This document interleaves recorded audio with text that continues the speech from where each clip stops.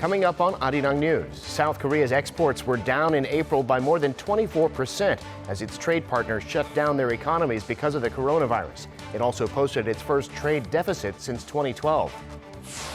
It's a long holiday weekend in South Korea. Some people off work for 6 days in a row and hitting the road. But the authorities are urging people to stick with social distancing because the virus is still out there. And we take a look at how South Korean businesses have found innovative ways to survive and thrive despite the outbreak by reducing physical contact with their customers, a trend that'll be a game changer for some. It's 5 p.m. here in Seoul. Thanks for joining us on Arirang News. I'm Devin Whiting. President Moon Jae-in says South Korea's quarantine system, which has won praise around the world, was made possible by the people's hard work. In a social media message to mark Labor Day, President Moon thanked workers for their dedication and promised all his administration's efforts to keep people employed amid the downturn caused by COVID-19. The president also pledged to create safe work environments to reduce industrial accidents. He expressed his condolences for the 38 workers who died Wednesday in a warehouse fire in the city of Icheon, south of Seoul. South Korea has been reporting new cases of COVID-19 in the single digits, and that's come just in time for the long holiday weekend. The airports are getting some passengers back, excited to get out of the house after all these weeks. But the authorities are asking people to stick with social distancing. Our Kim Do-yeon has more. Gimpo International Airport was busy on Friday, the second day of a long weekend that for some people will last until next Tuesday. Located near Seoul, Gimpo does serve international destinations, but because many countries have closed their borders, its domestic flights are busier.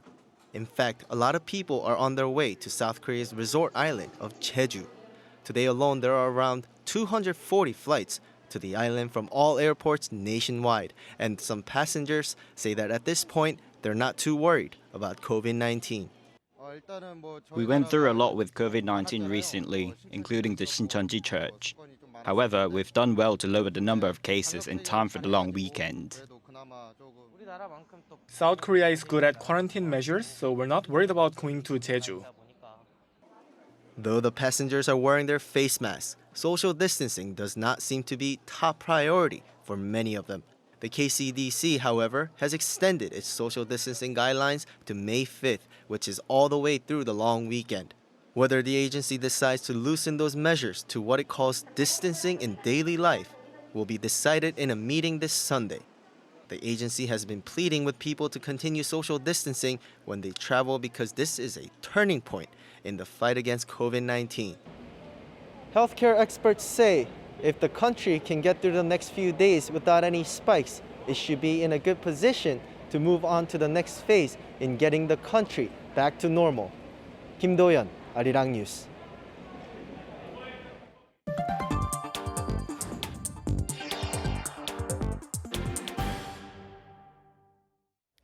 South Korea's economy is heavily dependent on exports, which have driven its growth over the years. The shutdown of many of the world's economies is taking a major toll on those industries. In April, Korea's exports were down more than 24%. Kim Da-mi reports. South Korea's exports sunk over 24% in April from a year earlier due to the COVID-19 pandemic. The Trade Ministry said on Friday that total outbound shipments last month amounted to around $37 billion, a decrease of around a quarter from April last year. Imports were also down almost 16% during the same period. The country suffered a deficit of around $950 million, breaking its 98-month streak of having more exports than imports. While the exports fell a lot, imports did not fall as much. And one of the reasons for that is that Korean economy hasn't been hit very hard compared to some other countries. So there's a lot of economic activities going on in Korea, so imports did not fall as much as it would have been if Korea was in a lockdown like US or Europe. The Trade Ministry, however, noted that the country's manufacturing sector is operating normally compared to other countries, adding that the trade deficit is just temporary. Due to low global demand, semiconductor exports dropped almost 15% and smartphone exports fell almost 44%. The ministry noted that the dramatic drop comes after national lockdowns and factory shutdowns in developed countries, including Europe, in mid-March. Despite the bad export conditions, including falling global oil prices, exports of biotech products such as COVID-19 test kits went up 29%. Computer shipments also jumped by almost 100% as people across the globe are working from home and taking online classes. Vowing to closely monitor the country's trade trends, Vice Finance Minister Kim Yong-bum said on Friday that the government will prepare a new growth engine for life after the COVID-19 crisis and lead the way to the normalization of the global economy. Analysts warn export figures for May are on track to be worse than this month because the impact of the coronavirus on importing countries hasn't really been reflected in April's figures. But the length of the downturn in exports will depend on when this pandemic ends. Kim Da-mi, Arirang News. Time now for an in-depth look at the market news on this Friday. And for that, I'm joined on the line by Mr. Daniel Yu, Global Strategist at Untact Securities. Mr. Yu, thank you for making time on this Labor Day. Thank you very much. Stocks on Wall Street were down overnight. Lots of factors there, including unemployment, earnings, and more. But for the S&P, April turned out to be the best monthly gain since 1987. What's the story on Wall Street? Yes, if you look at on the Wednesday movement, we saw very strong rise for the U.S. market because of the drugs that will be coming into the market. Hopefully, we'll be able to solve this problem of pandemic. But after that, yesterday we saw economic numbers coming through, and these numbers are looking quite bad. The number of the Americans filing for the jobless benefits was amounting to 3.84 million people last week, compared to the 4.4 million people on the previous week, and also market expectation of 3.5 million. So the numbers were coming in much higher than expected. And total amount in the last 5 weeks or so, we are seeing about 30 million people filing for these the unemployment benefits. Because of this, Fed announcing an expansionary policy in regards to the program of lending for small and medium-sized companies. We're clearly seeing the struggle between these boosting measures versus the actual economic numbers are coming in a very, very perturbing numbers.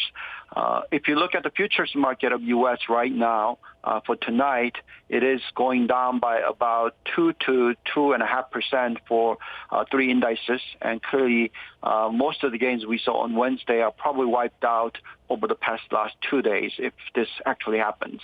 However, though, if you look at the liquidity condition of the market, it looks very attractive.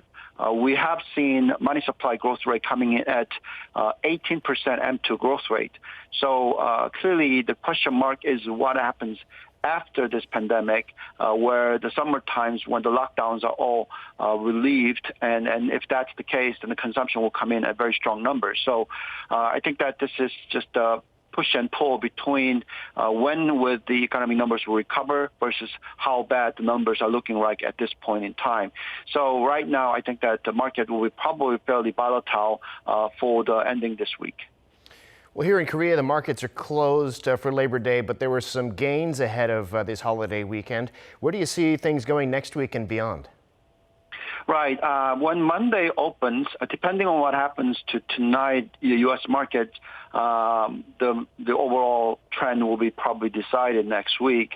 Most likely, it's going to be probably flat in a sense that it might need some time to take breather. If you look at the U.S. market, as I said, the numbers are looking very good on Wednesday, but last 2 days, including tonight, probably won't be looking too good. So having said that, Korean market will be probably on a sideline when it opens up on Monday. Also, Trump seems to be trying to blame the China in regards to the COVID pandemic and through some kind of measures in regards to tariff. If that happens, that is additional protectionism amongst the countries, and clearly that will reduce the economic activities even further in the future. So that is not necessarily a good way of dealing with the situation at this point in time. But nevertheless, if Trump is trying to win this election, he might really come out with this kind of measures and that definitely is a negative news for the global market. So we have to watch out and see how things are played out. I don't think the market is going to be any strong on Monday, nor it's going to be any weak because of these kind of uncertainties remaining. However, though, we are recommending investors, if the market falls on Monday, it is a time to buy on weakness because a lot of the liquidity conditions as well as pent-up demands are all there. And we do expect third quarter numbers are looking quite interestingly good, especially for Korea, as we are seeing pandemic issues are kind of passing through the winds. And we hope that the market will continue to do well due to the economic activities recovering in third quarter. Well, in the meantime, Korea has posted this massive decline in exports. So what effect do you see that having on the markets? Right. As you said, export numbers are down 24.3% YOY. And because of that, we are seeing a trade deficit for the first time in the last 8 years. This is clearly showing that the domestic activities are doing really well. So the corporate earnings are not going to be as hit by relative to other competitors, but nevertheless, export numbers are not going to be looking good for at least for this month, for previous month, and maybe for this quarter. However, though, we are seeing continuation of resilience in regards to domestic consumption, and also these boosting measures will be used over the next about several weeks. So every family with, say, 4 people in family will receive about 1 million won of the COVID-19 related funding. So that will probably translate into some kind of domestic consumption. So pent-up demand will be coming through, and the numbers will be looking quite good in the domestic numbers. So yes, there's concern about the export numbers, that these numbers are coming in very low, but domestic consumption and the boosting measures will probably cover for some of these losses. Also, going into the probably third quarter, most of these export numbers will recover because most of the lockdown will be removed by then. And if that's the case, pent-up demand of various other countries, including Europe and U.S., will play a positive indications for the export numbers. So we do expect U-type of recovery, particularly in the third quarter. So if the Korean market corrects because of the export numbers on Monday, we think that there is an opportunity to buy into weakness. Got it. All right, Mr. Yu, thanks so much for coming on this Labor Day. Have a great weekend. Thank you very much. You too. Now, businesses in Korea are finding new ways to thrive despite the social distancing measures that have been in place. Here, it's called the Untact movement, un as in non-contact. And for the services and distribution sectors, it looks like it'll extend beyond the outbreak. Kim Bo-kyung explains. A designer is introducing his products to potential consumers, but is doing so via a live stream. This is one example of how OnTech Movement, minimizing contact between people, is causing the distribution industry to pioneer new sales techniques. An expert says the so-called OnTech Movement will continue to develop, with the COVID-19 outbreak serving as momentum.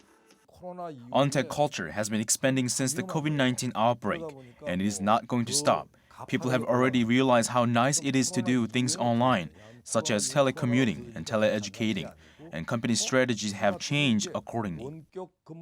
The distribution industry is not the only sector that is seeing changes from a need to reduce contact. Even movie theaters have been changing how they sell snacks and beverages to customers. This self-service counter is where moviegoers can buy snacks, such as popcorn and hot dogs, and all they need is a credit card. After payment, the confectionery comes right out, just like a vending machine. There's also a pickup box. After people pay at the kiosk and their order number comes up on screen, they just need to knock on the door to collect.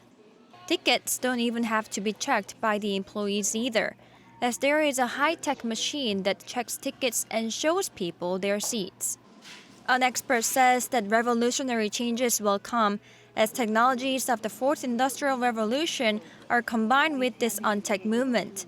But the government needs to prepare for the paradigm shift. Distribution industries need to move everything online. The government should have the educational infrastructure ready so that people who do not know about such technologies can learn how they work. He also advised that the country should have a system that guarantees employment stability. Kim Bo-kyung, Arirang News.